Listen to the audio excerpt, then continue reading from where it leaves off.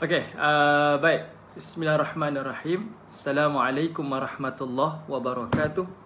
Alhamdulillahirabbil alamin. Nahmaduhu wa nasta'inuhu wa nastaghfiruh wa na'udzu billahi min syururi anfusina wa min sayyiati a'malina. May yahdihillahu fala mudilla lahu wa may yudlil fala hadiya lahu. Asyhadu an la ilaha illallah wahdahu la syarika lahu wa asyhadu anna Muhammadan abduhu wa rasuluh. Amma ba', alhamdulillah. Pertamanya kita syukur pada Allah Subhanahu wa taala di atas kesempatan masa yang Allah izinkan kepada kita untuk kita sama-sama berada dalam majlis ilmu pada pagi ini. Mudah-mudahan Allah Subhanahu wa taala akan limpahkan kebaikan, kerahmatan, ketenangan dan juga keberkatan dalam kehidupan kita. Baik, saya mengharapkan ni live yang baru. Tadi kita tergendala mungkin sebab saya punya video tak berapa jelas. Jadi saya mohon jasa baik ibu-ibu, ayah-ayah yang bersama dengan saya pada pagi ini untuk komen suara saya jelas ataupun tidak, dan live ini clear ataupun tidak. Kalau jelas, kalau clear, maklumkan InsyaAllah mudah-mudahan kalau berjalan dengan seperti yang dirancang, saya akan teruskan kita punya tadabbur surah Ar-Rahman pada ayat yang ke-26. Okey, pada ayat yang ke-26 insya-Allah kita akan masuk satu fasa yang baru, perbincangan berkaitan tentang hari kiamat.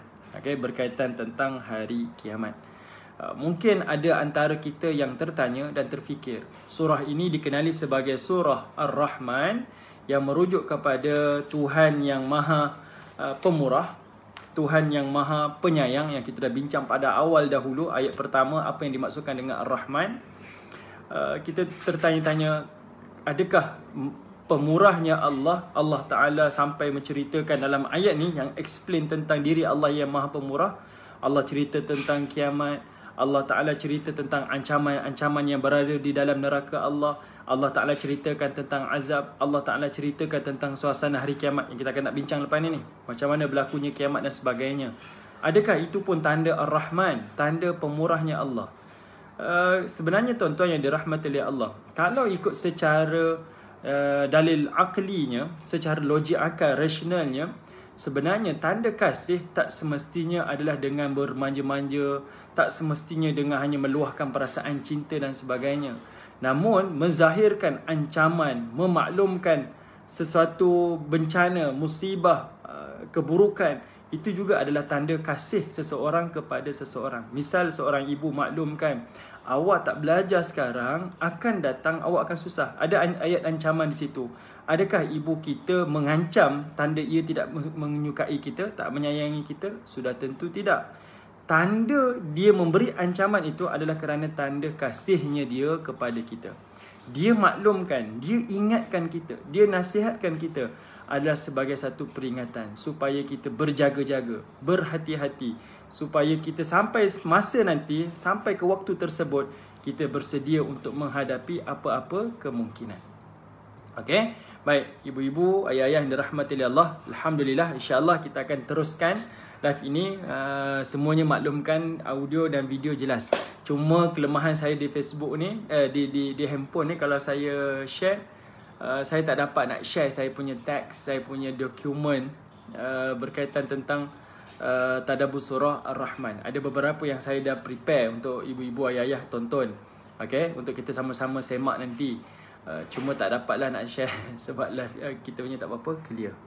Okay, tak apa, ala kuliah, insya-Allah tak jadi masalah untuk kita teruskan. Baik, perhatikan terus pada ayat yang ke-26. Kita tengok terus pada ayat yang ke-26. Baik, pada ayat yang ke-26, Allah Subhanahu wa taala menyebutkan kullu man 'alaiha fan, kata Allah Taala. Kullu man 'alaiha fan. Sebelum kita nak masuk pada ayat 26, sekadar untuk ulang kaji, tuan-tuan ingat lagi tak perbincangan yang Allah Taala sebutkan pada ayat-ayat sebelum ini? Antara yang Allah bincang adalah berkaitan tentang kekuasaan Allah yang berada di langit. Kan, setelah Allah Ta'ala cerita tentang kejadian manusia dan juga kejadian jin pada ayat 14 dan juga 15, lalu Allah Ta'ala bercerita tentang kejadian yang berada di langit, iaitu pada ayat 17, 18, kan, ya Allah Ta'ala kata Rabbul Masyriqain wa Rabbul Maghribain, Dialah Tuhan yang mentadbir dua timur dan dua barat, kan, berkaitan tentang pergerakan matahari, tenggelam dan timbulnya matahari, sehingga wujudnya musim panas, musim sejuk, musim bunga, musim luruh dan sebagainya, yang kita bincang equinox, solstice dan sebagainya. Kemudian Allah Ta'ala bicara berkaitan tentang kejadian yang berada di lautan, yang di atas lautan dan juga di dalam lautan. Antara yang Allah Ta'ala sebut berkaitan tentang dalam lautan, atas lautan, berkaitan tentang kapal-kapal yang Allah Ta'ala takdir dan izinkan mereka berlayar di atas lautan. Kemudian Allah Ta'ala bicara berkaitan tentang adanya air masin dan juga air tawar yang bertembung di atas lautan. Lalu Allah Ta'ala bicara juga berkaitan tentang adanya lu'lu' wal marjan yang ada di dalam lautan. Lalu selepas perbincangan itu tuan-tuan, tentang makhluk manusia dan jin, tentang alam yang berada di langit dan juga alam yang berada di dalam lautan, lalu barulah Allah Ta'ala berbincang dan menyebutkan pada ayat yang ke-26.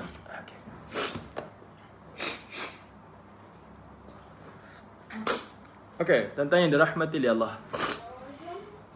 pada ayat yang ke-26 tuan-tuan, setelah Allah bincangkan tentang semua perkara, Allah Ta'ala menyebutkan kullu man 'alaiha fan. Kata Allah Subhanahu wa Ta'ala, kullu, semua, setiap, man ni tuan-tuan disebut sebagai isim mausulah. Okay, man ni bermaksud isim mausulah, dan Allah Ta'ala kategorikan dengan kalimah man. Okay, Allah kategorikan dengan kalimah man. Isim mausulah man kat sini tuan-tuan adalah merujuk kepada makhluk Allah yang akil, makhluk Allah yang hidup. Okay, makhluk Allah yang hidup. Kalau Allah gunakan kalimah ma, itu bermaksud merujuk kepada makhluk Allah, sama ada dia hidup, sama ada dia mati. Okay, tapi kalau Allah sebut kalimah man, itu merujuk kepada seluruh makhluk Allah Subhanahu wa Ta'ala yang hidup. Okay, yang akil, yang berakal. Maksudnya dekat sini Allah kata kullu man, semuanya makhluk aku, 'alaiha fan, semuanya akan dibinasakan oleh Allah Subhanahu wa Ta'ala. Semua akan Allah binasakan. Tuan-tuan bayangkan, setelah Allah Ta'ala sebut 24 ayat pertama dalam surah Ar-Rahman, macam-macam kita tengok sifat Allah yang membuktikan rahmannya Allah, tentang buah-buahan, tentang biji-bijian, tentang adanya alam di dalam lautan, tentang adanya alam di langit dan sebagainya. Lalu Allah Ta'ala sebutkan semuanya akan Allah binasakan. Ya tuan-tuan.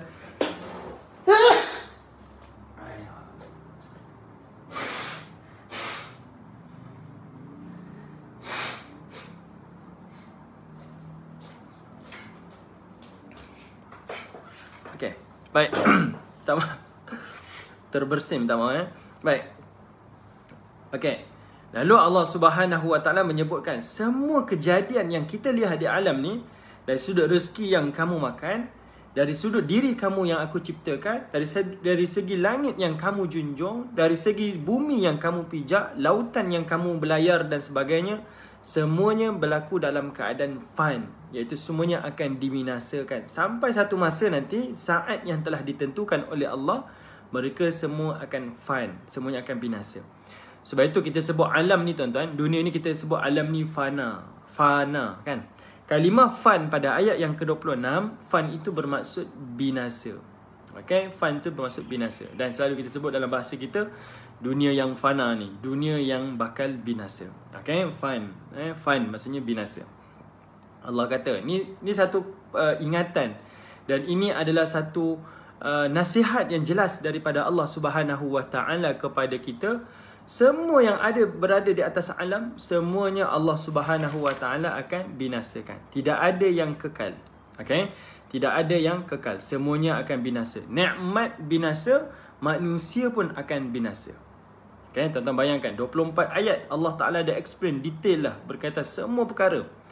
Semua kejadian yang Allah ciptakan, semua nikmat yang Allah Ta'ala berikan kepada kita.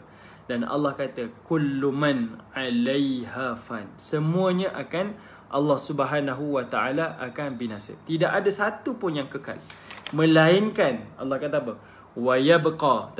Tuan-tuan tengok ayat berikutnya. Wa yabqa wajhu rabbika Dzul Jalali wal Ikram. Iaitu Allah Subhanahu wa taala menyebutkan wa yabqa. Saya tengok. Wa yabqa wajhu rabbika dzul jalali wal ikram. Kata Allah wa yabqa. Yabqa tu yang kekal. Okey, yang kekal. Wa yabqa wajhu rabbika. Kekallah wajah Tuhan kamu. Wajah dekat sini tuan-tuan bermaksud zat. Zat Allah Subhanahu wa taala. Kenapa kebanyakan kita menggunakan kalimah wajah? Bahkan kalau kita tengok bila Allah Ta'ala cerita tentang penghuni syurga, Allah Ta'ala bicara tentang penghuni neraka, Allah Ta'ala akan juzukkan dengan kalimah wajah. Contohnya Allah kata wujuhun yawma izin na'imah. Allah kata penghuni syurga wajahnya akan berseri-seri. Allah Ta'ala selalu gunakan kalimah wujuh ataupun wajah. Sebenarnya tuan-tuan, wajah ni adalah juzuk sebahagian daripada keseluruhan tubuh kita. Misal tuan-tuan, kita nak kenal siapa ya Aizuddin Kamaruzaman, dengan melihat tangan Aizuddin Kamaruzaman orang tak akan kenal. Itu siapa punya tangan tu. Tengok kaki kita tak akan kenal. Tapi dengan melihat wajah dia, kita kenal. Itulah dia mewakili kepada seluruh diri dia, iaitu itulah Aizuddin Kamaruzaman. Itulah anti Huda kita. Itulah Puan Ruhashima kita. Itulah Encik Syuaib kita, dengan melihat kepada wajah dia. Jadi Allah Ta'ala menzahirkan seperti itu juga. Bila Allah Ta'ala sebut tentang penghuni syurga, Allah Ta'ala tak sebutlah keseluruhan tubuhnya, tapi Allah memilih juzuk-juzuknya, mewakili kepada keseluruhan. Allah kata wajah penghuni syurga na'imah, berseri-seri. Artinya penghuni syurga, keadaan dia nanti di hari akhirat berseri-seri. Kemudian Allah Ta'ala kata pada hari kiamat nanti wa yabqa wajhu rabbika. Pada hari kiamat yang kekal siapa? Adalah Allah sahaja yang kekal. Itu maksudnya Allah sahaja yang kekal, bukanlah wajah tu wajah.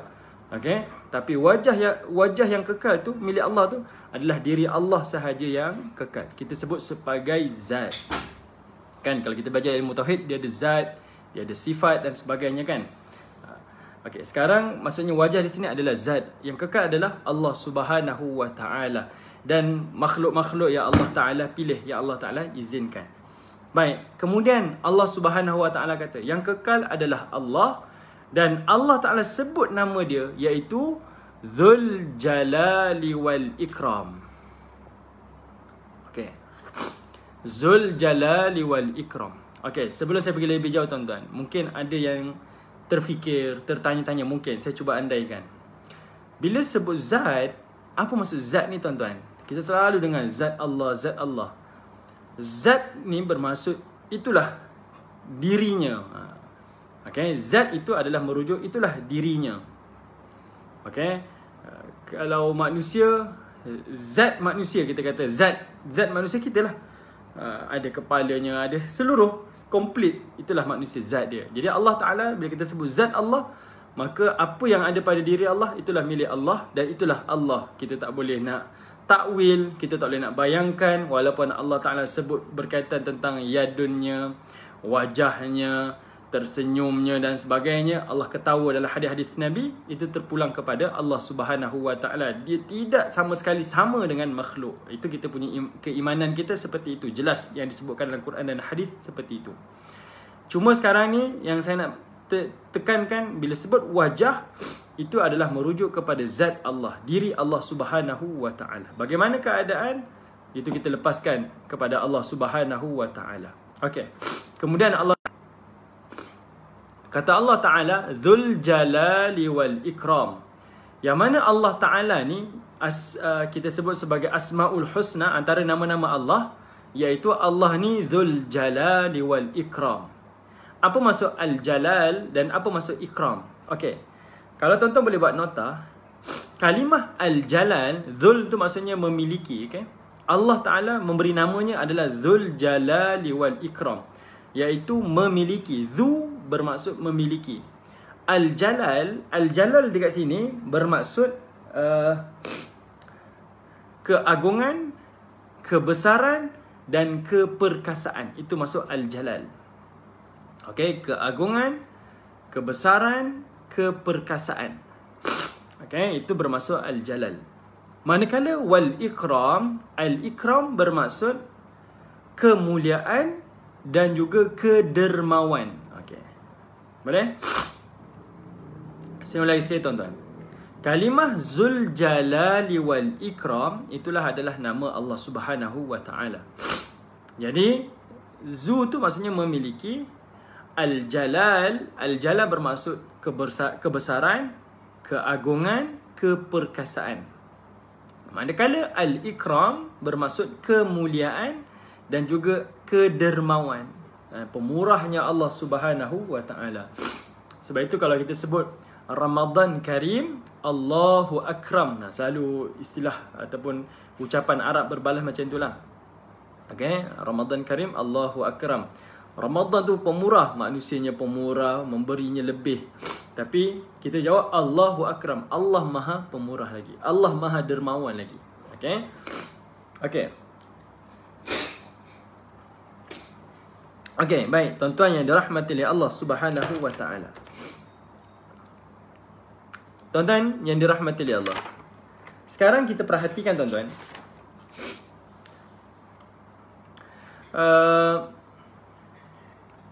Dalam satu hadis Nabi sallallahu alaihi wasallam ada menyebutkan tentang nama Allah iaitu Zul Jalali wal Ikram, iaitu dalam hadis yang didoakan oleh Nabi. Ni doa ni maksur daripada Nabi. Nabi baca doa ni. Kata Nabi, ya Hayyun ya Qayyum. Ini nama Allah.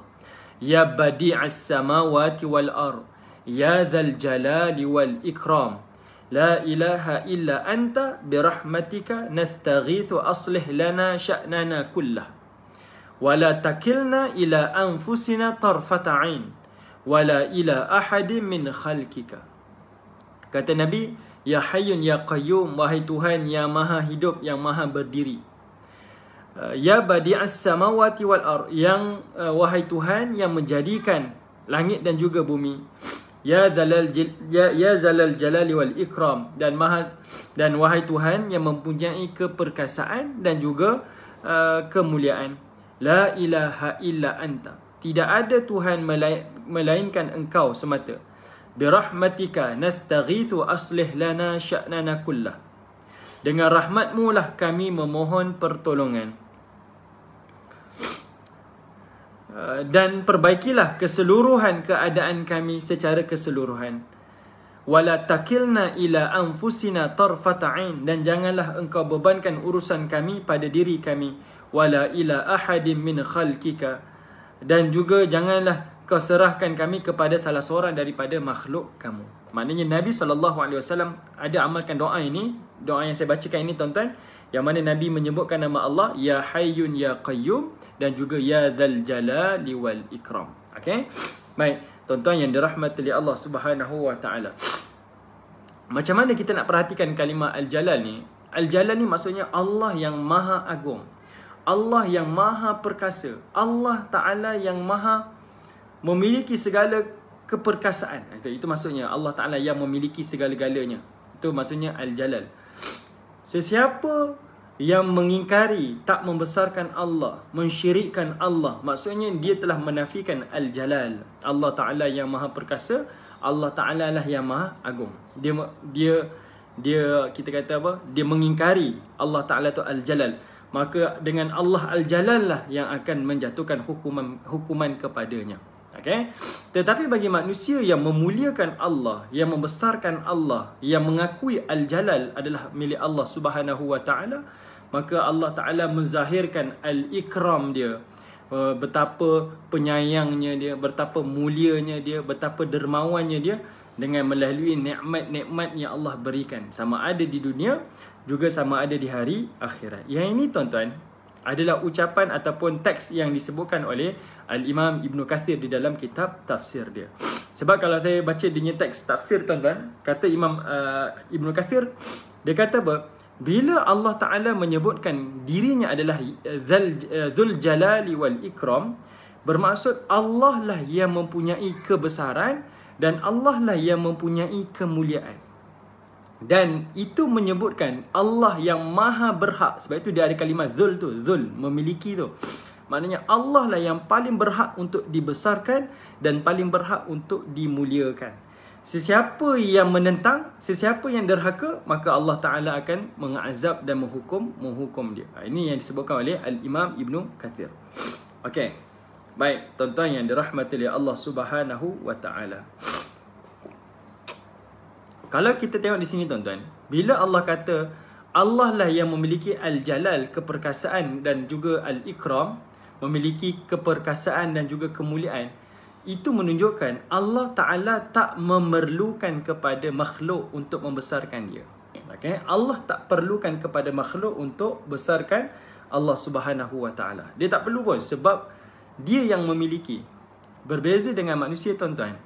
Kita jadi majikan sebab kita ada anak buah kita. Kita ada staff kita, kaki tangan kita. Kita jadi orang kaya sebabnya ada orang miskin.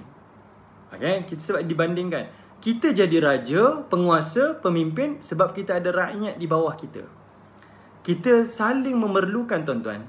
Kalau kita tak ada punching bag kita ni tuan-tuan, sudah tentu kita tidak ada siapa-siapa pun.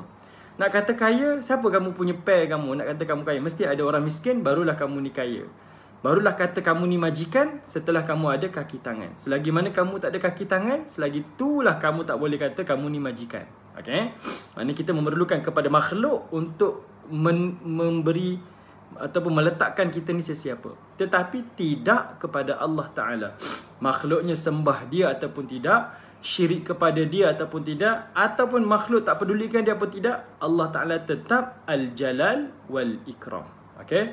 Allah itulah Tuhan yang Al-Jalal dan Allah itulah Tuhan yang Al-Ikram. Okay? Maknanya itulah diri Allah Subhanahu wa Ta'ala. Sebab itu Allah tersebut wa yabqa wajhu rabbika.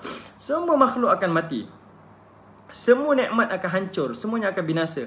Yang kekal hanyalah Allah Ta'ala yang memiliki keperkasaan dan yang memiliki kemuliaan. Tidak ada yang tinggal melainkan hanya Allah Subhanahu wa Ta'ala. Okay? Baik, tuan-tuan yang dirahmati oleh Allah. Tengok ayat berikutnya tuan-tuan. Kemudian Allah Ta'ala menyebutkan fabi ayyi ala rabbikuma tukadziban. Maka yang mana satu di antara ala atau nikmat-nikmat ataupun kekuasaan-kekuasaan rabbikuma, Tuhan kamu berdua, tukadziban, yang hendak kamu dustakan. Okey, tuan-tuan yang dirahmati oleh Allah. Allah Ta'ala boleh memuliakan sesiapa makhluknya. Allah Ta'ala boleh memuliakan mana-mana kerajaan yang ia sukai. Allah Ta'ala boleh hina sesiapa makhluk yang dia sukai. Dan Allah Ta'ala boleh hina mana-mana kerajaan yang dia sukai. Itu adalah milik Allah Subhanahu wa Ta'ala. Okey. Baik, tuan-tuan yang dirahmati oleh Allah. Tengok ayat yang berikutnya tuan-tuan. Allah Ta'ala explain tentang dirinya. Kenapa Allah tu Al-Jalal, perkasa, dan kenapa Allah itu adalah Al-Ikram. Tengok ayat 29 tuan-tuan. Iaitu Allah Ta'ala menyebutkan yas'aluhu man fis samawati wal ard kulla yawmin huwa fi shan. Huwa fi sya'. Kata Allah Ta'ala yas'aluhu man fis samawati wal ard. Man dekat sini tuan-tuan, man tu maksudnya sesiapa. Pada ayat 29, sesiapa, semua makhluk Allah Ta'ala, yas'aluhu, yang meminta, yang mengadu, yang mengharap pada Allah, fis samawati wal ard, sama ada yang berada di 7 petala langit. As-samawat, kat situ ada jamak taksir tuan-tuan pada kalimah as-sama, langit. As-samawat, seluruh tingkatan langit. Wal ard, dan juga di bumi. Kulla yaumin huwa fi syan, yang mana tiap-tiap masa itulah Allah Subhanahu wa Ta'ala dalam kesibukan. Kalau tuan-tuan tengok pada ayat yang ke-29 ni tuan-tuan, sebenarnya ayat ni jelas untuk kita faham. Yang mana Allah explain perkasanya Allah, ikramnya Allah. Salah satu tanda dan buktinya iaitu sesiapa makhluk yang berada di langit, 7 langit ni, dan juga yang berada di bumi, semuanya meminta kepada dia. Semuanya bergantung harap kepada Allah Subhanahu wa Ta'ala. Kalimah yas'aluhu tu, semuanya berhajat, sentiasa berhajat dan meminta kepada Allah. Semua makhluk tuan-tuan, bukan satu makhluk, tapi semua. Kan itu membuktikan Allah ni Al-Jalal. Kan itu membuktikan Allah tu perkasa. Dan Allah Ta'ala menyebutkan kulla yaumin huwa fi syan. Dan Allah Ta'ala ni saban waktu sangat-sangat sibuk. Di sini tuan-tuan, kita baca sikit dalam teks hadis.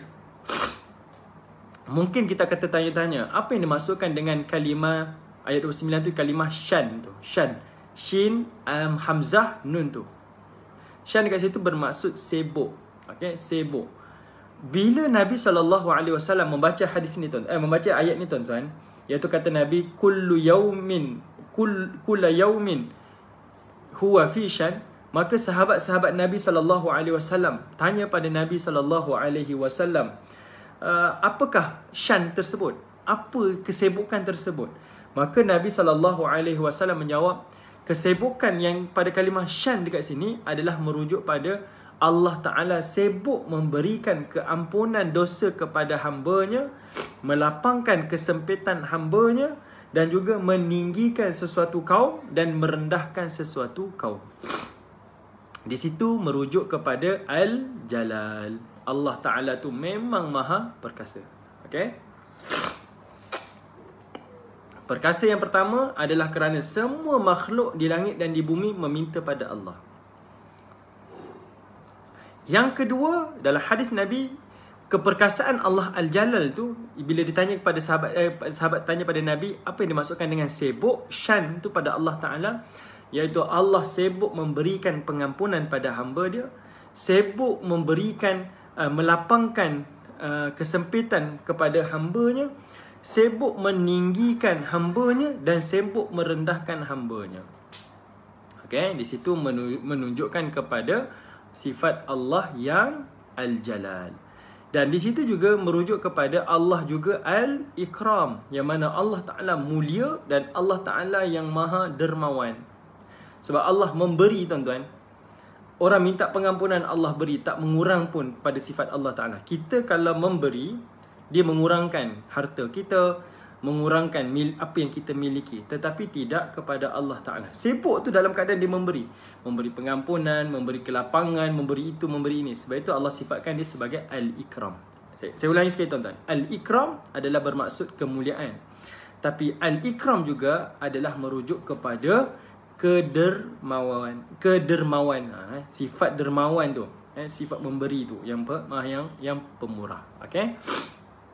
Baik. Tuan-tuan yang dirahmati oleh Allah Subhanahu wa Ta'ala, cuba perhatikan dulu kalimah yas'aluhu. Saya minta maaf tuan-tuan, sesama.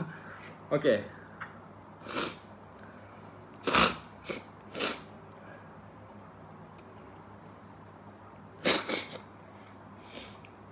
Okey.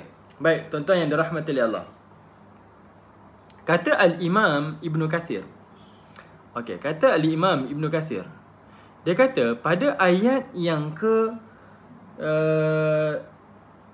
pada ayat yang ke-29, yas'aluhu man fis samawati wal ard. Di situ adalah merujuk kepada Allah Subhanahu wa Ta'ala nak beritahu kepada kita. Imam Ibn Katsir kata apa? Allah nak beritahu pada kita. Dia tak memerlukan kepada makhluk dia. Allah tak memerlukan kepada makhluk. Nak bagi tahu Allah tu Al-Jalal, maha perkasa.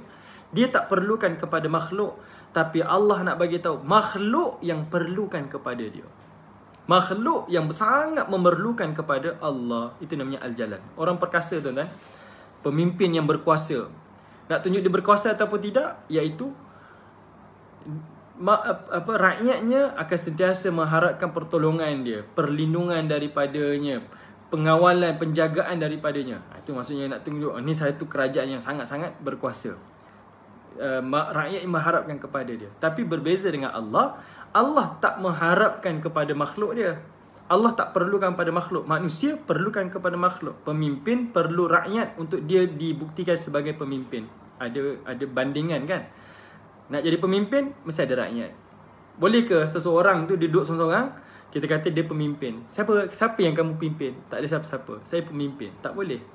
Makhluk memerlukan makhluk yang lain. Tapi Allah tidak. Okey, Allah tidak. Okey, Puan Syima tanya, apakah yang dimaksudkan dengan merendahkan hambanya? Di sini adalah tuan-tuan merujuk kepada Allah Subhanahu wa Ta'ala meninggikan hambanya dan merendahkan hambanya.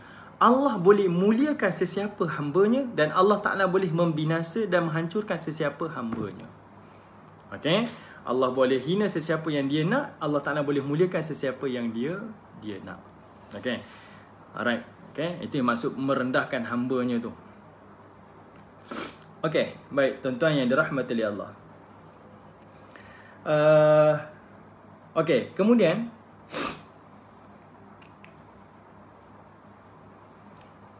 kata Al-Imam Ibn Kathir melalui ayat ni juga, iaitu pada ayat yang ke-29, Allah Ta'ala menggambarkan yang mana digunakan kalimah syak tu, maksudnya Allah Ta'ala sibuk dekat situ. Urusan Allah pada keadaannya adalah al-ikram, dermawannya dia tu dalam keadaan dia sangat sibuk memberi. Cuma kita jangan berfikir, Allah ni sibuk rupanya ya.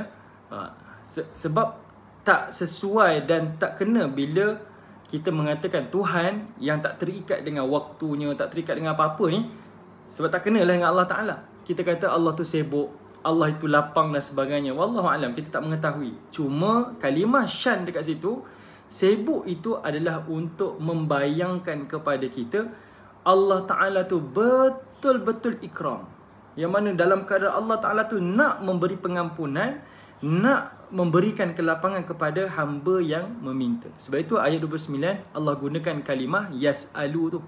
Yas'alu, meminta, berhajat, mengharapkan. Cuba tuan-tuan baca dalam surah Al-Ikhlas.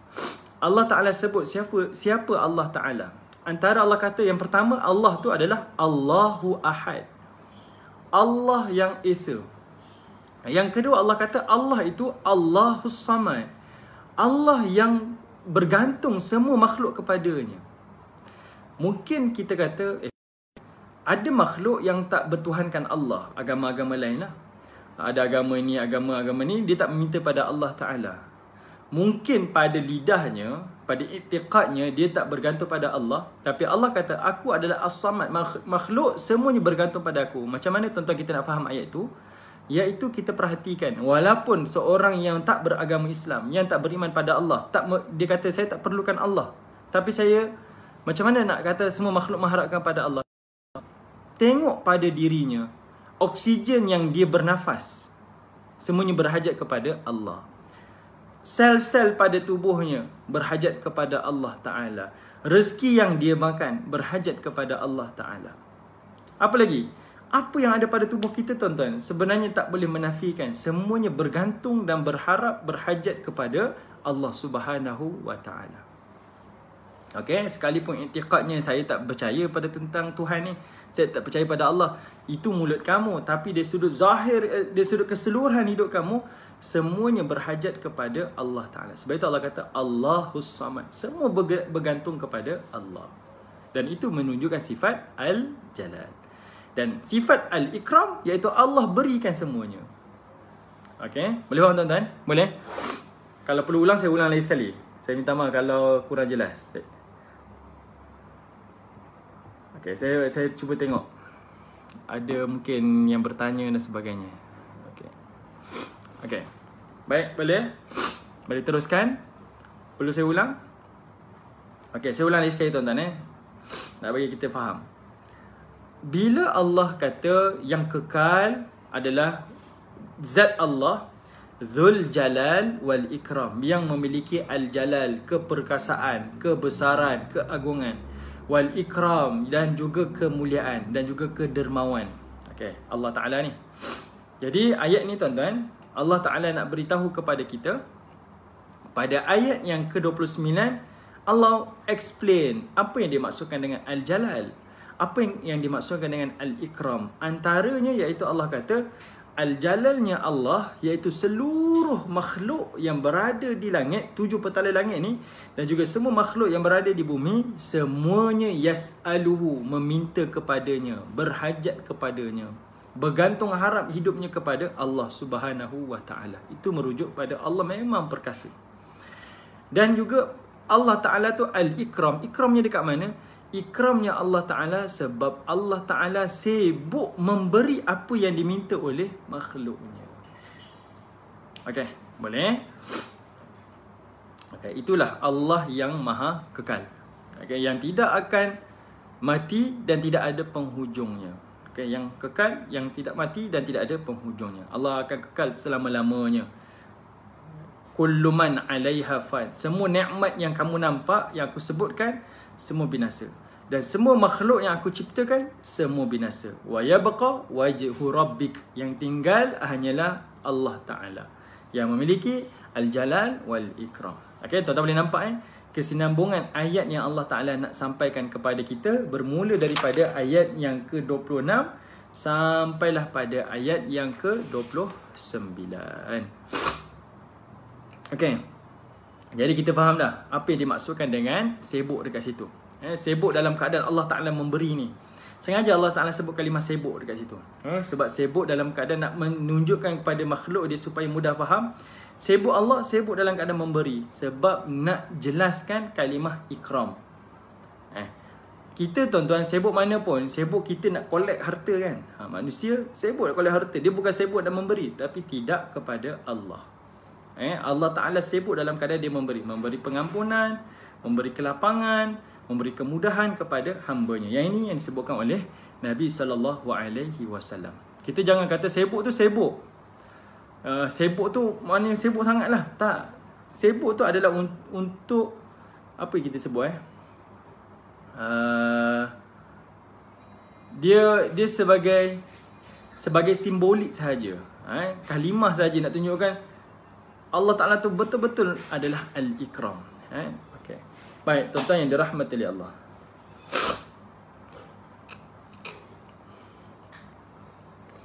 Okey. Baik, kita tengok ayat yang berikutnya tuan-tuan. Allah Ta'ala menyebutkan fabi ayyi ala ya rabbikuma tukazziban. Okey, Allah Ta'ala kata maka nikmat manakah, kekuasaan manakah milik Tuhan kamu yang kamu hendak dustakan. Okey, Rasulullah SAW juga sangat sibuk memberikan. Betul? Nabi juga sangat sibuk memberi. Memberi waktunya, pengorbanannya, kita tahu. Cuma tuan-tuan kena ingat, Allah Ta'ala sebut dia adalah Zul yang memiliki. Maknanya Allah ni berhak, kata Ibn Kathir. Dia paling berhak untuk ditaati. Paling berhak untuk dibesarkan, diagungkan, dimuliakan. Okey, jangan menafikan kebesaran Allah. Sebab apa? Makhluk yang mungkin terkenal dengan sifat memberi, itu bukan milik dia. Itu adalah milik Allah. Allah yang memberi kepadanya dan dia memberi kepada orang lain. Yang berhak memiliki itu adalah Allah. Okey? Yang berhak memiliki itu adalah Allah. Okey? Allah memiliki kebesaran. Ada manusia ada kebesaran tuan-tuan, tapi kebesaran itu adalah pemberian Allah kepada dia. Ada manusia suka memberi, Allah yang memberi kepada dia, barulah dia ada sesuatu untuk memberi kepada makhluk yang lain. Tapi Allah, dia memiliki kebesaran, dia memiliki semua benda tu, dia milik dia. Itu kalimah Zul tu kat situ. Okey, baik. Sebab Puan Shima bertanya, Rasulullah pun sibuk memberi, ya. Tapi apa yang Nabi beri itu adalah milik Allah. Okay, Zul, Allah yang memiliki Al-Jalal dan juga Al-Ikram. Okey, Puan Gambar Lidah kata ayat 31 tu perintah Allah untuk jin dan manusia. Okey, baik, kita masuk ayat 31. Baik, kita masuk ayat 31. Allah menyebutkan sanafrughu lakum ayyuhath thaqalan. Kalau tuan-tuan tengok terjemahan, perhatikan kalau ada Quran terjemahan, tengok Allah kata apa? Sanafrughu lakum tu banyak terjemahan daripada kitab-kitab ataupun terjemahan Melayu, dia akan kata apa? Kami akan memperhatikan sepenuhnya. Ni yang saya ambil. Ataupun dia kata kami akan membalas hukuman ayyuhath thaqalan kepada seluruh ath-thaqalan. Okey, kalau tuan-tuan tengok terjemahan, tuan-tuan boleh faham. Tapi sekarang kita nak tengok kenapa kalimah-kalimah ni Allah gunakan. Baik, perhatikan dulu. Kalimah yang pertama iaitu kalimah sanafrughu. Sanafrughu ni kalimah fa ra ghin. Yang ni adalah kata akar dia, root word dia. Sanafrughu dekat sini adalah merujuk, okey, sebelum tu, sin dekat situ adalah merujuk kepada future tense. Kata kerja akan datang ni, sanaf, sa itu akan datang. Okey. Na kat situ adalah kami, merujuk kata ganti nama nahnu. Okey. Kami akan maksudnya. Sana tu maksud kami akan. Sin akan, na tu adalah kami. Faragha dekat situ tuan-tuan, itu sebenarnya bermaksud lapang. Bermaksud lapang. Okey, lapang ataupun meluangkan waktu, meluangkan masa. Okey, selalu orang Arab akan guna kalimah ni nak bagi tahu, okey, saya akan luangkan masa untuk kamu. Dia akan guna kalimah macam itulah. Sana Furugu ni, saya akan luangkan masa untuk kamu. Tak ada benda-benda yang akan sibukkan saya, melainkan saya hanya untuk kamu je. Macam itu. Okey. Tapi tuan-tuan perhatikan. Tengok terjemahan, dia akan disebut sebagai sana Furugu tu, saya akan membalas hukuman. Ataupun saya akan memperhatikan kamu, wahai as-saqalan, jin dan juga manusia. Tuan-tuan perhatikan. Kenapa Allah gunakan kalimah faragha itu? Melapangkan, meluangkan masa ataupun melapangkan waktu. Sebab dekat situ tuan-tuan adalah untuk nak tunjuk timbal balik dengan ayat sebelum tu. Yang mana Allah kata Allah ni adalah syad. Allah ni sibuk. Sibuk dalam keadaan memberi. Sibuk dalam keadaan memberi ni. Sebab nak terjemahkan, Allah tu memang ikram, betul-betul dermawan. Macam mana betul-betul dermawan? Sebab dia sibuk memberi. Sibuk memberi. Maka banyak memberi ni. Maka itulah menyebutkan Allah tu al-ikram. Paling dermawan, paling mulia. Kemudian Allah sebut, dan aku juga sanafruhu, dan kami akan meluangkan waktu kami, ayyuhats thaqalan, kepada kamu wahai manusia, wahai jin. Apa maksudnya tuan-tuan dekat situ? Apa maksudnya? Kalau tengok terjemahan tuan-tuan mungkin dah tahulah. Tapi kita nak belajar macam mana para ulama kita, penterjemah kita terjemahkan ayat ni. Okey, baik.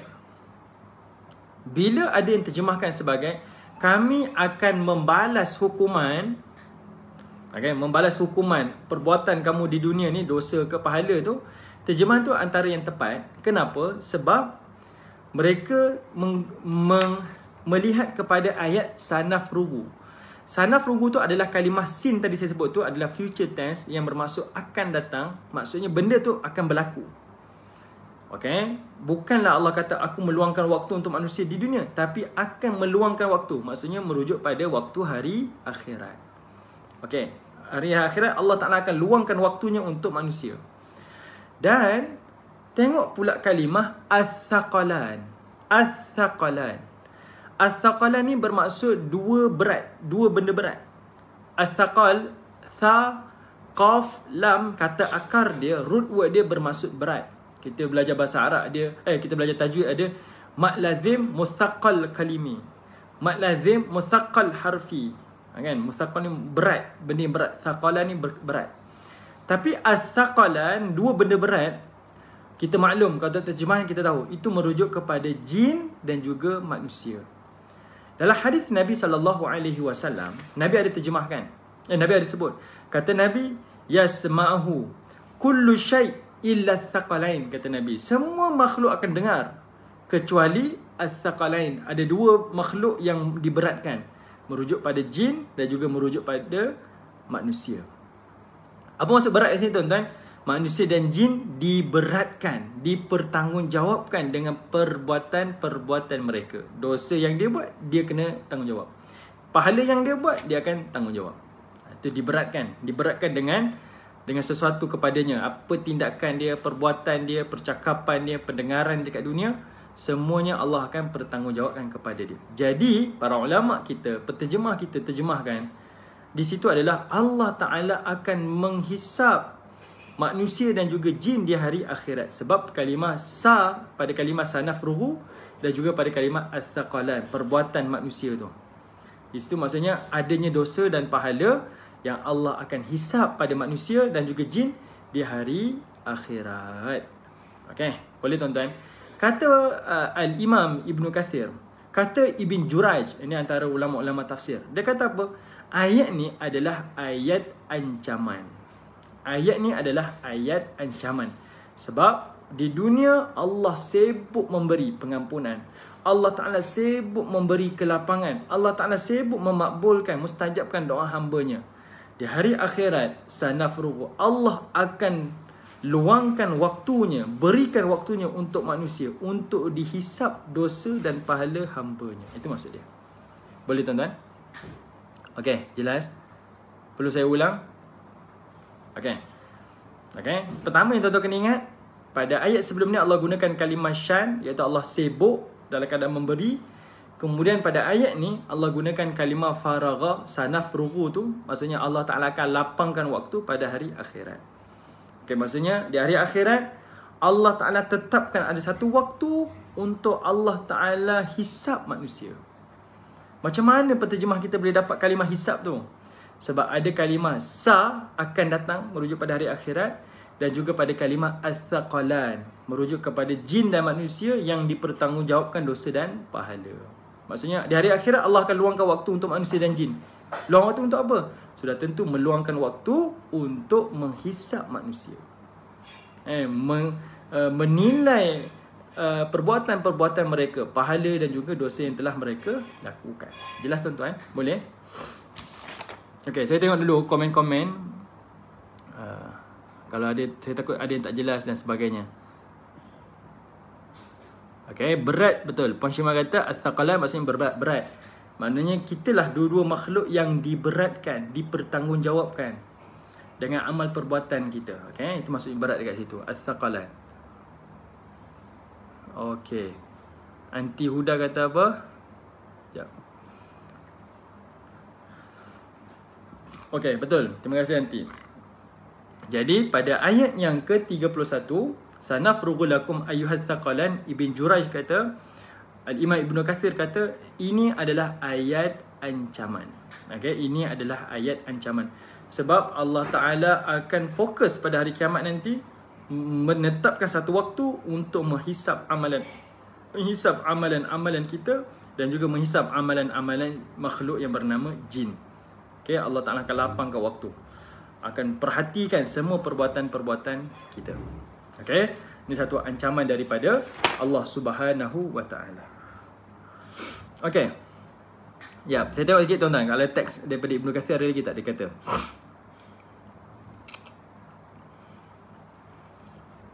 Okey, baik. Okey, itu antara yang disebutkan oleh Al-Imam Ibn Kathir. Dan Imam Ibn Kathir dia bawakan satu ucapan daripada Al-Imam Al-Bukhari, iaitu kata kalimah sanafrughu lakum ayyuhal thaqalan adalah merujuk kepada kami akan menghisap manusia dan juga jin. Okey, ini disebutkan oleh Al-Imam Al-Bukhari.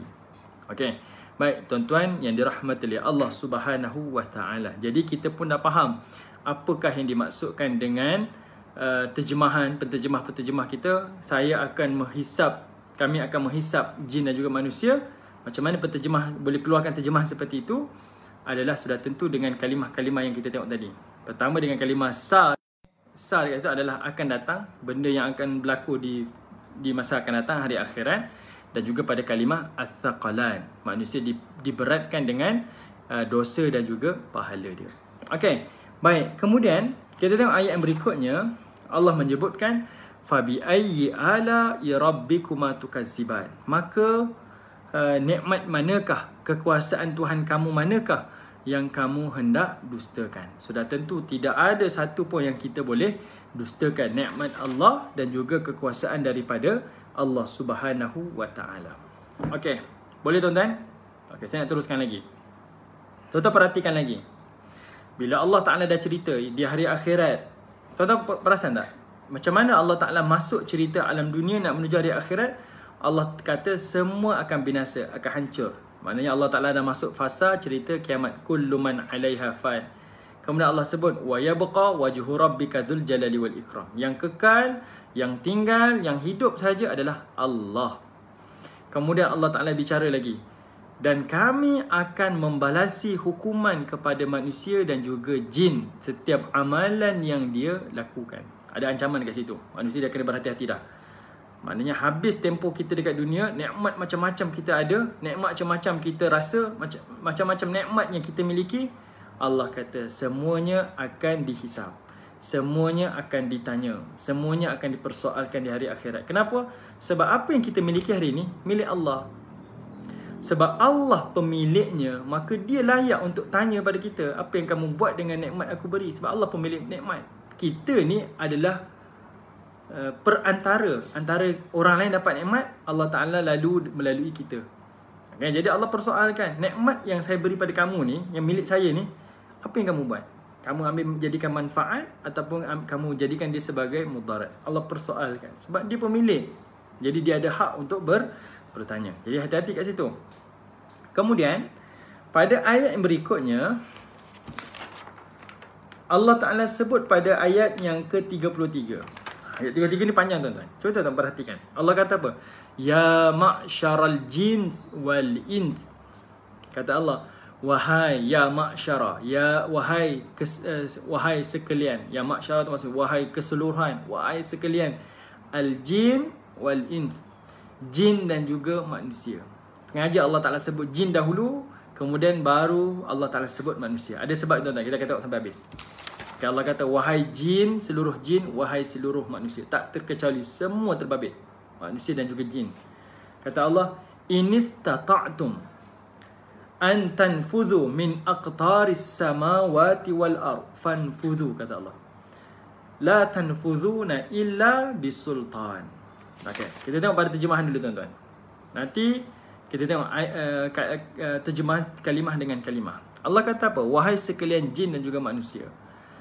Inistata'tum, jika sekiranya kamu mampu, an tanfudhu, menembus, min aqtaris samawati wal ard, penjuru-penjuru langit dan juga bumi, fanfudhu, maka cubalah kamu tembus.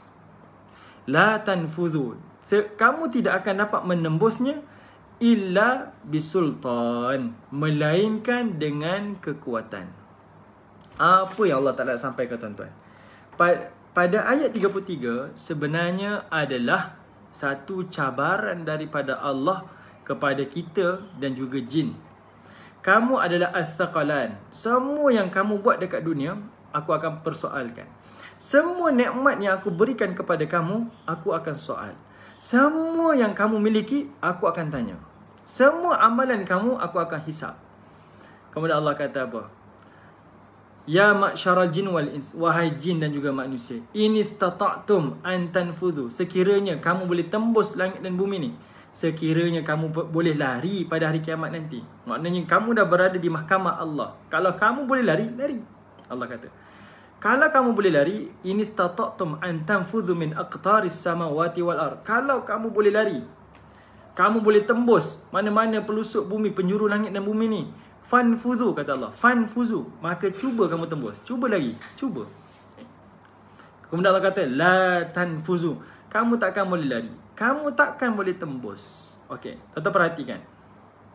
Sengaja Allah gunakan kalimah aqtaris samawati wal ard, penjuru langit dan penjuru bumi. Sebab apa? Ayat ini adalah juga merujuk kepada jin dan juga manusia. Jin dan juga manusia. Jin boleh terbang, jin boleh ghaib, dia boleh hilangkan diri dia, dia boleh lari. Tapi Allah cabar jin dan manusia. Kamu ada kelebihan-kelebihan yang aku berikan. Manusia aku berikan akal. Dia boleh cipta kapal terbang, dia boleh buat itu, dia boleh buat shuttle masuk dalam bukit, boleh bawa apa tempat selamat bilik kebal dalam tanah. Macam-macam dia boleh buat. Allah cabar, kamu buat. Kamu buat. Kamu nak tembus langit ke? Kamu nak tembus bumi? Cuba buat. Kamu takkan buat. La tanfuzu. Takkan mampu buat. Illa bisultan. Allah sebutkan kat situ ada istisna. Melainkan. Pengecualian ni. Kecuali. Satu je. Bisultan. Dengan kekuatan. Apa sultan tu tuan-tuan? Kecuali dengan sultan kat situ. Dengan kekuatan. Dengan kekuatan, kamu boleh cabar kekuasaan Allah, baru kamu boleh buat. Kita, bila baca ini tuan-tuan, kita fikir sungguh-sungguh, kita tak mampu. Kita tak boleh lari ke mana-mana yang kita nak. Kita tak boleh pergi mana yang kita nak. Kita tak akan boleh lari daripada hisab Allah. Tak akan boleh. Allah cabar ni. Kamu nak lari ikut langit ke? Kamu nak lari ikut bumi ke? Wahai manusia, boleh, wahai jin, silakan. Tapi kamu takkan mampu. Melainkan bisultan. Kecuali kalau kamu boleh cabar kuasa aku. Kita sini tanya diri kita tuan-tuan. Kita tahu kemampuan kita. Ukur baju di badan sini tuan-tuan. Sudah tentu kita tak dapat mencabar kekuasaan dan kekuatan Allah. Kita sudah tentu tak dapat cabar kudrah daripada Allah Subhanahu wa ta'ala. Nikmat kita pun kita dapat daripada Allah. Rezeki kita pun kita makan daripada Allah. Kita hidup pun Allah yang ciptakan. Ni semua nikmat Allah sebut tadi tu. Daripada ayat pertama Ar-Rahman sampai ayat yang ke-24. Kan? Semua nikmat tu kita iakan dah. Masuk ayat ni tuan-tuan nak nafikan? Sudah tentu tak boleh. Sebab itu Allah tanya fabi ayyi ala ya rabbikuma tukadziban. Nikmat manakah, kekuasaan manakah milik Tuhan kamu yang kamu nak dustakan? Boleh? Tak boleh. Tak boleh tuan-tuan, tak boleh. Sudah tentu kita tak boleh.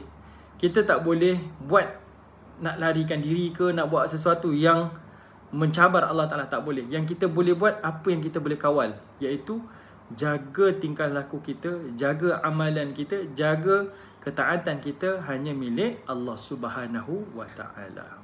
Okey? Baik tuan-tuan yang dirahmati Allah. Sebab itu tuan-tuan, kalau kita baca dalam surah Al-Qiyamah, Allah Ta'ala ada sebut. Surah Qiyamah ni saya tak ingat kita pernah baca ke tidak. Tapi kalau tuan-tuan baca surah Al-Qiyamah, Allah Ta'ala sebut yaqulul insan yawma idzin ainal mafar. Okey? Manusia pada hari kiamat nanti dia akan kata ainal mafar. Dekat mana saya nak lari ni? Nak larikan diri tuan-tuan. Allah kata dalam surah Al-Qiyamah. Kalau tuan-tuan boleh tengok surah Al-Qiyamah, ini antara kekurangan kalau saya pakai handphone, saya tak boleh nak share teks tu. Tuan-tuan tengok surah Al-Qiyamah ayat 10 sampai ayat 12. Allah kata yaqulul insan yawma idzin. Manusia akan bercakap pada hari kiamat nanti, ainal mafar, saya nak lari mana ni? Kemudian Allah Ta'ala menyebutkan, kalla la wazar, sekali-kali tidak, la wazar, kamu tak boleh lari mana-mana, kamu tak boleh selamatkan diri. Wazar kat sini tuan-tuan bermaksud perlindungan. Wazar kat situ, kalau orang Arab dahulu, dia pergi satu tempat, dia nak bersembunyi ke, nak berlindung ke, dia akan duduk di balik bukit. Kan, itu wazar. Allah kata tak ada satu pun. Semua bumi pada hari kiamat nanti akan Allah ratakan. Kamu tak ada tempat nak menyorok ke, nak berlindung ke, tak ada. Semuanya Allah Ta'ala akan tahu. La wazar, kalla la wazar. Sekali-kali tidak ada tempat nak selamatkan diri, tidak ada tempat kamu nak bersembunyi. Kemudian Allah kata ila rabbika yauma izinil mustaqar. Yauma izinil mustaqar. Sesungguhnya kepada Allah Subhanahu wa Ta'ala lah pada hari kiamat kamu akan kembali. Okey, kamu akan kembali. Tidak ada tempat lagi nak larikan diri. Allah cabar manusia, Allah cabar jin. Jin ada ilmu ghaib tuan-tuan. Dia nak lari mana, dia nak terbang masuk langit tu, dia boleh buat. Tapi Allah kata takkan mampu. Manusia ada akal, dia boleh cipta teknologi, dia boleh fikir, saya nak selamatkan diri, saya buat macam ni. Kita tengok negara-negara moden tuan-tuan. Negara sentiasa ada bencana, misalnya macam Jepun kan. Dia sentiasa diancam dengan gunung berapi. Dia sentiasa diancam dengan earthquake yang sentiasa berlaku dekat Jepun ni. Muka bumi ni memang macam tu. Dia sentiasa berlaku dengan tsunami-nya sebab pertembungan. Di lautan mereka tu ada sentiasa pertembungan angin utara dan angin selatan. Angin timur dan barat. Sebab situ tuan-tuan banyak ikan-ikan besar. Okay? Sebab tu Jepun ni terkenal dengan makanan laut dia kan. Makan sushi dia tu. Sebab ikan-ikan besar banyak duduk dekat kawasan tersebut. Kawasan ni kawasan bencana. Tapi manusia mampu mengatasi bencana tersebut. Bangunannya, dia cipta satu teknologi, kalau ada earthquake takkan mudah runtuh. Bangunan tu ada pengimbang dia tu. Kalau tuan-tuan tengok dalam Discovery, ada banyak cerita pasal teknologi-teknologi di Jepun. Kalau tsunami, mereka dah ada teknologi yang boleh record beberapa waktu sebelum berlaku tsunami, dia boleh detect. Manusia boleh lari. Macam-macam tuan-tuan, teknologi yang manusia dah cipta. Tapi Allah kata pada hari kiamat, la wazar, kamu tak akan boleh lari dah. Kamu tak akan boleh lari dah. Bahkan Allah cabar pada ayat ini, fanfuzu, maka cuba kamu tembus. Try, cuba. La tanfuzu, Allah jawab terus, kamu tak akan mampu illa bisultan, melainkan satu je jalan dia, satu je peluang kamu, dengan kuasa kamu, dengan kekuasaan. Kekuasaan dekat sini adalah kalau kamu boleh cabar kekuatan kami, kekuasaan kami, baru boleh tembus. Sebab sudah tentu kita sebagai makhluk, kita boleh jawab, saya takkan mampu. Okey tuan-tuan, maknanya ini perkara yang mesti kita hadap pada hari kiamat. Kita takkan boleh lari daripada hari hisab oleh Allah Subhanahu wa Ta'ala. Ini sifat Rahman tuan-tuan, sifat penyayangnya Allah. Allah bagi tahu peringatan ini, ancaman ini supaya kita saling beringat. Tanda ibu kasih pada anak dia, ibu akan nasihatkan anaknya. Ada masa ibu akan nasihatkan dengan kasih sayang. Ada masa ibu akan nasihatkan dengan ancaman. Maka Allah Ta'ala yang Maha Ar-Rahman, yang lagi sayang kepada kita berbanding ibu kita, sudah tentulah apa yang disebut ni adalah sebagai ingatan kita bersama, sebagai satu nasihat supaya kita betul-betul tahu ini perkara yang kita akan hadap pada hari kiamat, dan supaya kita betul-betul berwaspada, berhati-hati, bersedia bila kita akan bertemu dengan Allah pada hari kiamat nanti. Okey, baik tuan-tuan yang dirahmati Allah. Tengok ayat berikutnya lagi. Okey, tengok ayat yang berikutnya lagi. Allah sebutkan fa bi ayyi ala'i rabbikuma tukazziban. Maka nikmat manakah, kekuasaan manakah milik Tuhan kamu berdua wahai jin dan juga manusia yang hendak kamu dustakan. Okey, sudah tentu tidak ada. Ayat 35 tuan-tuan, Allah Ta'ala sebutkan apa yang akan berlaku kepada manusia dan juga jin yang cuba melarikan diri daripada hari hisab. Okey, apa yang akan berlaku pada jin dan juga manusia yang cuba lari pada hari hisab. Kata Allah, yursalu alaikuma, kami akan melepaskan, mengutuskan. Okay? Kalimah Rasalah tu maksudnya kan Nabi disebut sebagai Rasul, diutuskan kan. Kami akan mengutuskan, kami akan melemparkan, kami akan melepaskan. Maknanya benda tu dihantar macam tu tuan-tuan. Alaikuma, ke atas kamu berdua, iaitu jin dan juga manusia. Syuwadhum. Okay, kalimah syuwadhum min nar. Syuwadh dekat sini tuan-tuan, kalau tengok pada terjemahan, syuwadh ni diterjemahkan sebagai nyalaan api. Okay, syuwadh diterjemahkan sebagai nyalaan api. Okay, min nar, daripada api. Okay, kita satu tuan-tuan, Allah Subhanahu wa Ta'ala menyebutkan kalimah syuwadh dekat sini. Para ulama tafsir mengambil pandangan daripada sahabat-sahabat Nabi yang antara manusia yang maklum sangat dengan ayat-ayat Allah Ta'ala, sebab mereka hampir dengan Nabi, belajar dengan Nabi. Kata antaranya iaitu Abdullah bin Abbas. Dia kata apa? Kalimah syuwadh adalah merujuk kepada nyalaan api yang membara-bara. Maksudnya Allah Ta'ala lontar api ni. Manusia ke jin yang cuba lari pada hari hisab, Allah Ta'ala akan minta malaikat akan lontarkan api pada mereka. Okay, syuwadh min nar. Saya cuba bahasa mudahnya tuan-tuan. Saya bayangkan apa benda yang berapi yang dilontar ni. Kalau dekat dunia ni, saya bayangkan macam meteor lah tuan-tuan. Macam meteor. Ni bukan terjemahan tepat, tapi saya nak andaikan, saya nak cuba bayangkan. Mungkin macam meteor, tapi sudah tentu di hari akhirat akan lebih dahsyat daripada tu. Saya try tengok YouTube tadi tuan-tuan. Saya cuba tengok, nak share dengan tuan-tuan macam mana ledakan meteor. Ramalan daripada pengkaji-pengkaji ni, kalau meteor kena bumi ni, macam mana dia boleh hancurkan bumi, berapa kelajuan dia, macam mana speed cahaya dia, macam mana impak dia kepada bumi dan sebagainya. Saya tengok tuan-tuan, satu meteor jatuh, impak dia sangat-sangat besar. Kalau dia jatuh di atas lautan, satu meteor, dia punya dahsyatnya tu, meledakkan dia lebih dahsyat daripada 10 skala Richter. 10 skala Richter tu yang pernah capai tsunami di Aceh tu kan. 10 skala Richter, maknanya sangat dahsyat. Tapi satu meteor jatuh tuan-tuan di atas lautan, dia punya impak dia lagi maha dahsyat. Okay, itu yang saya cuba andaikan kalimah syuwadh. Sebab syuwadh ni kata Abdullah bin Abbas, sahabat Nabi, dia adalah api yang membara.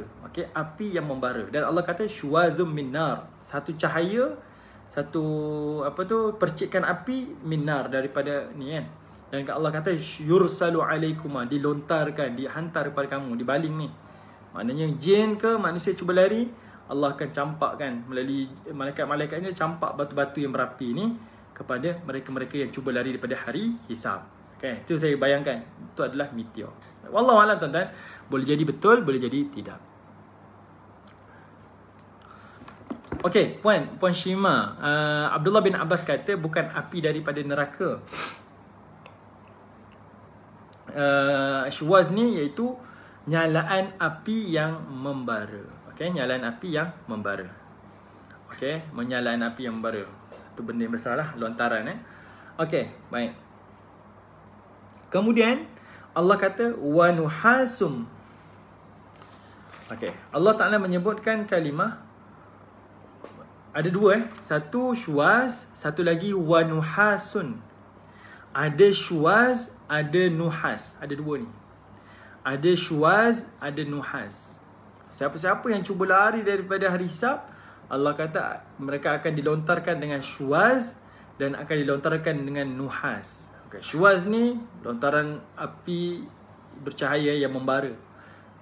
Mungkin macam meteor daripada neraka lah. Okay. Wallahualam. Nuhas, ada dua terjemahan tuan-tuan. Nuhas. Kalau tuan-tuan tengok pada terjemahan, kebanyakan menterjemahkan nuhasun tu adalah merujuk kepada cairan tembaga. Okey, cairan tembaga. Yang ini dipegang dan diterjemahkan oleh Mujahid dan juga Qatadah. Ini antara ulama-ulama yang masyhur. Mujahid dan Qatadah. Dan bidang tafsir ni dia kata apa? Nuhas adalah cairan tembaga. Namun pandangan-pandangan Sa'id bin Jubair dan juga semisal dengannya, mereka berpegang kalimah nuhas ni kalau bahasa Arab dari sudut tutur kata orang Arab, nuhas ni diterjemahkan sebagai asap. Okey, asap.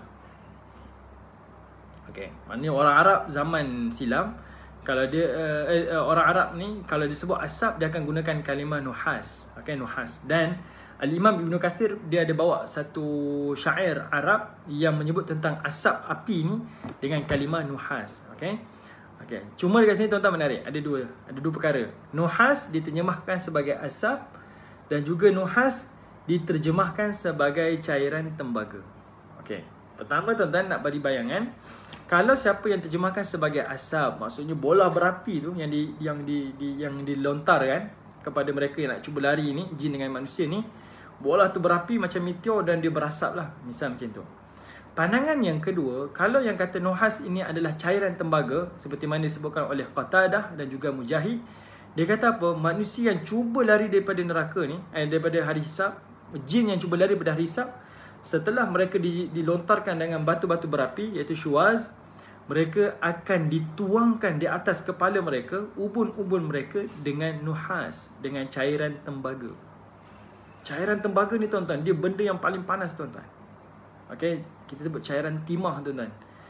Besi yang dicairkan, tuan-tuan bayangkan dia merah-merah tu, akan dituangkan di atas kepala mereka yang cuba lari daripada hari hisab. Okey, itu namanya nuhas. Dan kata Allah Subhanahu wa taala, fala tantasiran, maka kamu tak akan mampu menyelamatkan diri kamu. Kamu tak akan mampu dapat melarikan diri kamu daripada Allah Subhanahu wa taala. Ini ancaman tuan-tuan, ingatan Allah Taala sebagai ancaman kepada kita semua. Okey. Baik. Tuan-tuan yang dirahmati oleh Allah. Kemudian Allah Taala menyebutkan fa bi ayyi ala'i rabbikuma tukadziban. Maka kekuasaan manakah milik Allah Taala yang kamu boleh dustakan? Okey, jap saya tengok lagi ada nota tak? Okey, baik tuan-tuan yang dirahmati oleh Allah Subhanahu wa taala. Okey, sekarang mungkin ayat yang terakhir kita akan tengok. Tengok pada ayat yang ke-37. Okey, tengok pada ayat yang ke-37.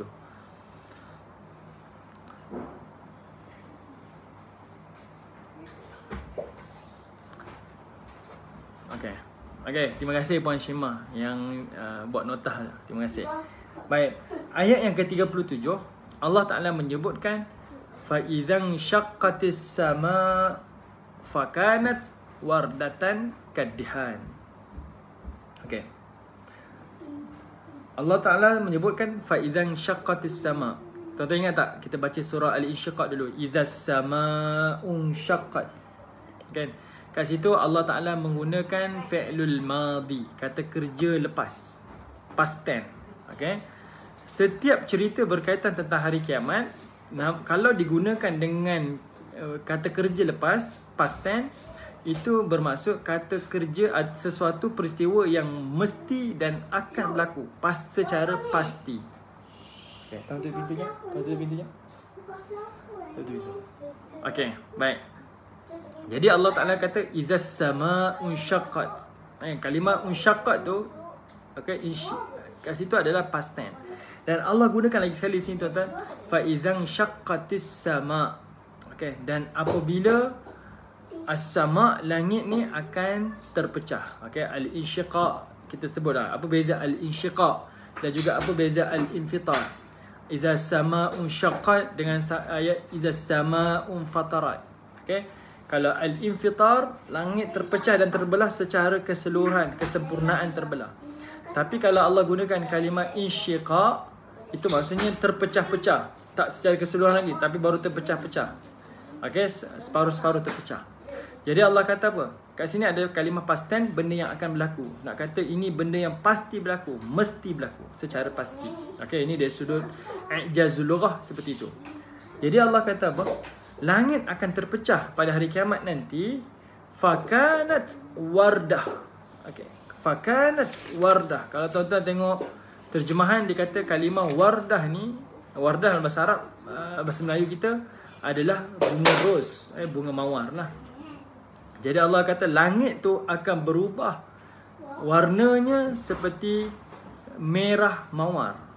Okay, merah mawar. Maksudnya terbakar dia tu seperti merah mawar. Dan Allah kata kadihan. Merah tu pula seperti mana kilatan, berkilat-kilat seperti minyak. Okay, warna tu merah, dia merah terang tuan-tuan. Memang merah tu jelas. Dan dia berminyak-minyak. Maksudnya terbakar. Langit tu dalam keadaan terpecah dan dalam keadaan terbakar. Saya nak share pada tuan-tuan. Saya sepatutnya kalau saya guna komputer tadi, saya dah share. Saya dah ambil sudutan video. Cuba tuan-tuan boleh search di YouTube. Saya cuba cari langit, gambaran langit terbakar. Tak jumpa lah. Ada gambar kartun macam tu. Tapi saya tengok lautan terbakar ada. Okay, lautan yang terbakar. Okay, yang ini tuan-tuan saya tengok pun saya rasa ngeri lah. Macam mana lautan yang luas tu tiba-tiba keluar api yang menjulang daripada lautan. Dia dekat kawasan yang dekat berhampiran dengan kawasan pelantar, kawasan orang ambil minyak tu. Cuba tuan-tuan tengok dan cuba tuan-tuan bayangkan kalau seperti mana Allah Ta'ala sebut dalam ayat-ayat surah Qiyamah, surah Al-Infitar, surah At-Takwir berkaitan tentang laut yang terbakar, yang melimpah dan dia terbakar. Bayangkan yang terbakar, saya tengok dekat YouTube tu, kawasan yang terbakar di tengah-tengah lautan ni sedikit je lah, tapi itu nampak ngeri. Bayangkan kalau keseluruhan lautan terbakar. Dan cuba bayangkan langit yang terbakar, yang kita junjung ni, yang kita tengok biru, menenangkan, melapangkan, luas dan sebagainya, berubah menjadi merah, berapi dan terbakar. Subhanallah. Kita tak dapat bayangkan macam mana keadaan, kesusahan dan azab pada waktu tersebut. Lalu Allah kata, fabi ayyi ala'i rabbikuma tukaziban. Maka manakah kekuasaan daripada Tuhan kamu yang kamu boleh dustakan? Okay, nanti insya-Allah tuan-tuan, ayat 37 ni saya akan ulang lagi sekali. Doalah tuan-tuan, harap-harapnya lepas ni saya boleh guna komputer. Harap-harap tak berlakulah blur dan sebagainya.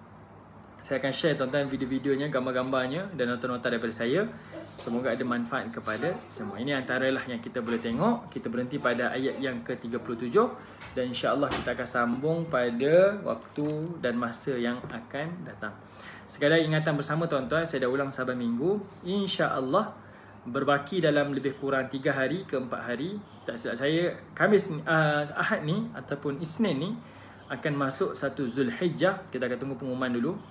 Akan masuk 1 Zulhijjah, maka bererti kita telah masuk 10 hari yang paling terbaik di sisi Allah. Seperti saya ulang sebelum ni tuan-tuan, kita berada di bulan-bulan haram, bulan yang paling mulia. Dan daripada bulan yang haram ada 10 hari yang paling istimewa daripada 365 hari setahun. Iaitu kata Nabi, ma min ayyamin ahabbu ilallah fiha ya'nil ayyamil ashar. Kata Nabi SAW, tidak ada hari ma min ayyamin al-a'malus salih, tidak ada hari yang paling Allah Ta'ala cintai amal salihnya, ahabbu ilallahi fiha yakni yaumil ashar, melainkan adalah 10 hari 1 hingga 10 Zulhijjah. Ini hari yang paling terbaik tuan-tuan. 1 Zulhijjah sampai 10 Zulhijjah, ini hari yang paling terbaik untuk beramal salih. Amal salih kita pada waktu-waktu yang lain terbaik, tapi kalau kita beramal salih pada 1 hingga 10 Zulhijjah, itu amal salih yang paling terbaik di sisi Allah, paling dicintai oleh Allah di sisi Allah Ta'ala. Sehingga kata Nabi, dia lebih daripada jihad fisabilillah. Lebih daripada orang yang pergi jihad. Tuan-tuan bayangkan, orang pergi jihad ni satu pengorbanan. Kata Nabi, ibadah pada 10 hari itu lebih baik daripada jihad. Melainkan jihad akan jadi lebih afdal kalau dia pergi jihad, dia berperang, kemudian dia bawa hartanya dirampas, kemudian dia syahid dalam peperangan. Barulah jihad itu lebih afdal daripada mereka yang beribadah pada 10 hari Zulhijjah. Okay. Jadi kita masuk 1 hari bulan, tuan-tuan, pulunlah buat apa-apa amal soleh. Kalau ada kemampuan puasa, puasalah. Kalau ada kemampuan berzikir, zikirlah. Quran lah. Buat kebaikan lah. Pergi bantu gelandangan, pergi bantulah. Pergi buat infak ke, apa-apa yang kita mampu, silakan tuan-tuan. Semua amal soleh pada waktu tersebut paling terbaik. Dan daripada 10 hari yang terbaik ini, tuan-tuan, ada lagi 2 hari yang lagi terbaik. Pertama, pada 9 Zulhijjah disebut sebagai Yaumul Arafah. Yang kedua, pada 10 Zulhijjah yang disebut sebagai Yaumun Nahar. Okay? Allah sumpah, wal fajar wa layalil ashr wasyafa'i wal watar. Demi waktu fajar, demi 10 malam 1 hingga 10 Zulhijjah, demi yang ganjil dan demi yang genap. Sebagian ulama tafsir kata yang genap itu merujuk pada hari nahar, yang ganjil itu merujuk kepada hari Arafah. Okay, ini hari-hari yang terbaik, tuan-tuan. Allah sumpah dengan nama-nama mereka. 9 Zulhijjah dan juga 10 Zulhijjah. Hari Arafah, tuan-tuan, sehari sebelum raya Zulhijjah nanti, hari Arafah. Mereka yang pergi haji, pergi wukuf di Arafah. Siapa yang tak pergi haji, tuan-tuan, hari itu adalah hari yang paling terbaik yang dianjurkan oleh Nabi untuk berpuasa sunat. Siapa yang berpuasa pada 9 Zulhijjah, Nabi jamin kepadanya Allah Ta'ala an yukaffira as-sanatul lati qablaha wa sanatul lati ba'daha. Allah akan berikan pengampunan kepadanya setahun yang lalu dan setahun yang akan datang. Ibadahnya sehari, tuan-tuan, 2 tahun pengampunan daripada Allah Ta'ala. Puasa 9 Zulhijjah, tahun yang lalu pengampunan, tahun yang akan datang pun kita akan dapat pengampunan. 2 tahun pengampunan daripada Allah Subhanahu wa Ta'ala. Dan para ulama, kalangan-kalangan sahabat Nabi menyebutkan Yaumul Arafah huwa yaumul du'a. Hari Arafah adalah hari berdoa. Okey. Sesiapa yang berada di padang Arafah, dia mengumpulkan segala bentuk kemustajaban. Pertama, dia berada di waktu yang berkat. Yang kedua, dia berada di pada hari yang berkat. Okey. Dia berada di waktu yang berkat, iaitu 9 Zulhijjah, dan dia berada di tempat yang berkat, tempat yang mustajab di Arafah. Ni siapa yang pergi haji lah. Tapi siapa yang tak pergi haji, tuan-tuan, doanya juga mustajab apabila dia berada di waktu yang mustajab, 9 Zulhijjah. Walaupun dia tak duduk di padang Arafah, tetap mustajab doanya kerana dia duduk di 9 Zulhijjah. Kita duduk di Malaysia ke, di Indonesia ke, di Eropah ke, di USJ ke, di Ijuk ke, mana-mana duduk, tuan-tuan, doa pada 9 Zulhijjah mustajab. Apatah lagi kalau tuan-tuan ambil kesempatan puasa hari Arafah, yang mana doa orang yang berpuasa juga adalah mustajab. Okey, 9 Zulhijjah ni, ambil kesempatan 9 Zulhijjah berdoa untuk dapat pengampunan 2 tahun dan juga untuk dapat mustajabnya doa. Tapi kalau orang yang tak berpuasa, boleh tak berdoa? Boleh, doanya mustajab. Itu hari Yaumud Doa, hari berdoa, tuan-tuan. Minta segala-galanya. Allah sebut dalam banyak hadis, Nabi sebut berkaitan tentang kelebihan hari Arafah, hari yang Allah bebaskan seramai mungkin hamba-Nya daripada neraka. Hari yang Allah berbangga dengan hamba-Nya yang datang beribadah kepada Allah Subhanahu wa Ta'ala. Itu hari Arafah. Hari-hari yang paling terbaik di sisi Allah Subhanahu wa Ta'ala. Itu Yaumul Arafah. Okay. Ada kesempatan, tuan-tuan, saya tak sempat nak share lah 9 Zulhijjah. Kemudian 10 Zulhijjah, iaitu hari Yaumul Adil Adha, hari raya haji, tuan-tuan. Hari tersebut adalah hari yang afdal di sisi Allah. Yang mana hari 10 Zulhijjah, antara ibadah yang paling afdal dan amalan yang khusus Nabi sebut pada 10 Zulhijjah adalah melaksanakan ibadah korban. Okay, yang ini saya pun dah share dengan tuan-tuan. Jadi, orang yang menghidupkan 10 hari ni, tuan-tuan, dia tahu dah climax dia dekat mana, tuan-tuan. Daripada hari pertama sampai hari ke-8, dia pulun ibadah-ibadah dia. Hari ke-9, dia tahu apa yang perlu dia buat, iaitu antaranya doa dan juga berpuasa. Hari ke-10 itulah climax kepada 10 hari kita beramal kepada Allah, iaitu dengan menyambut perayaan Idul Adha dengan perbanyakkan takbir dan juga melaksanakan ibadah korban. Itu klimaks ibadah, tuan-tuan. Jadi saya simpulkan, tuan-tuan, 10 hari Zulhijjah ini adalah second chance yang Allah berikan kepada semua makhluk dia. Mungkin Ramadan tahun ni kita tak berapa nak pulun, tuan-tuan. Saya mungkin banyak kelalaian, saya sibuk kuih raya lah, itulah ini. Mungkin kita rasa macam banyak benda yang kita tak rasa, kita tak perform. Seolah-olahnya Allah nak kata pada kita, sebelum masuk 1 Muharram tahun hadapan, ini second chance untuk kamu dapat beramal soleh sebaik mungkin sebelum masuk tahun yang baru. Kita cuba nak perbaiki diri kita.